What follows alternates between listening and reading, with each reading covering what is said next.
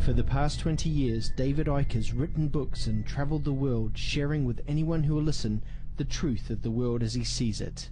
The last 20 years has not just been about me writing books and doing talks, it's been about cleaning out the sense of limitation within myself. David has experienced more than most could imagine on this journey. They're laughing at you. They're not laughing with you. Fine. But where others would give up and hide, David has kept walking forward. My journey has been fundamental to what I'm doing. And now, 20 years on, when the evidence of what he has been saying is almost undeniable, people are waking up to the truth. That the world is not how we have been shown in the media or told by politicians. The truth that David has been sharing for 20 years. David Icke, still crazy after all these years.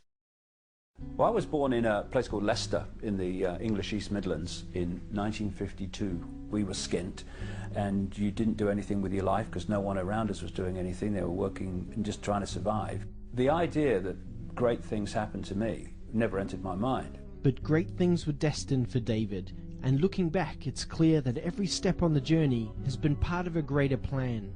I became a footballer because it taught me to focus, to use discipline to create an outcome.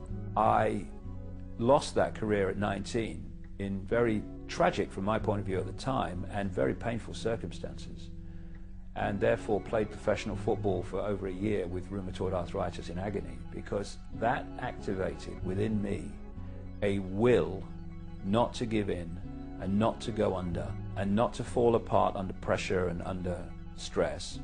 I then went into the television arena because that gave me a national profile, which when I came out with this stuff meant it wasn't going to be ignored.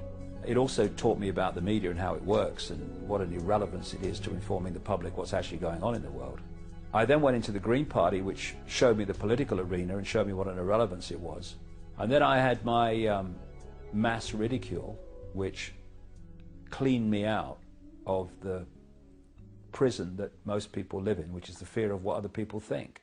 David Icke.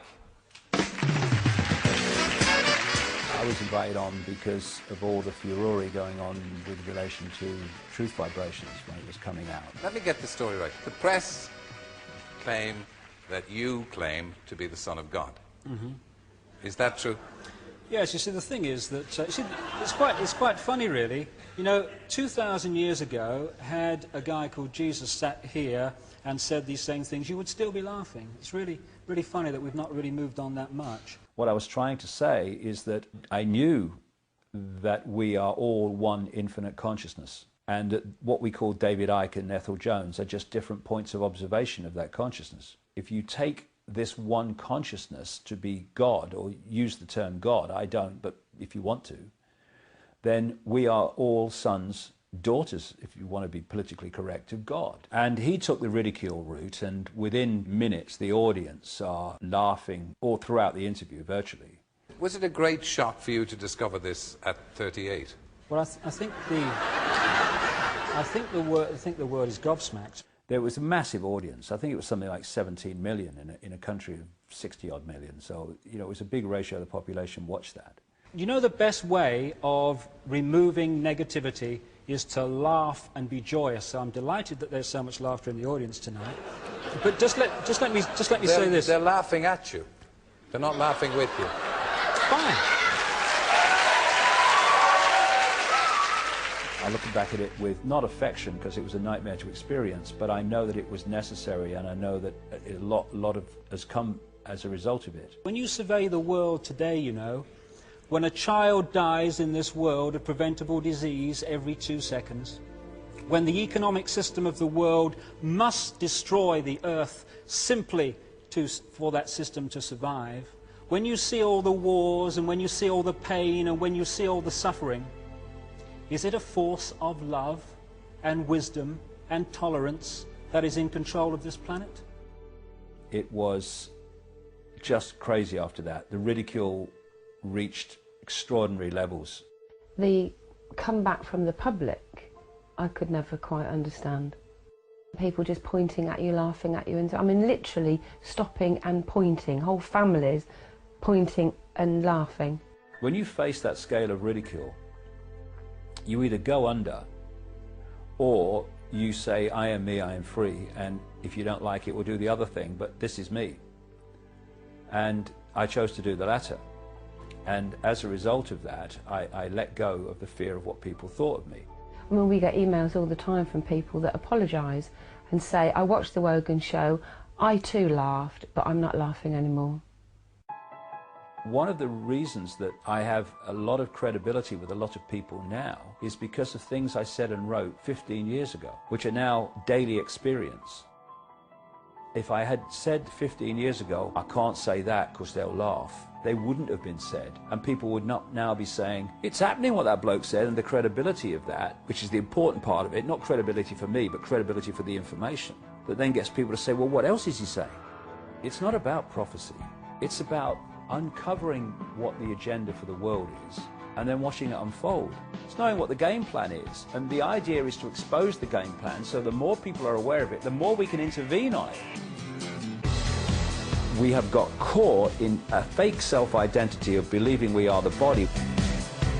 There is a calculated cabal that is systematically seeking to hold us in that illusory self-identity. And there is a vibrational change underway which is breaking up this fear-based, low vibrational state, and therefore the control system must fall.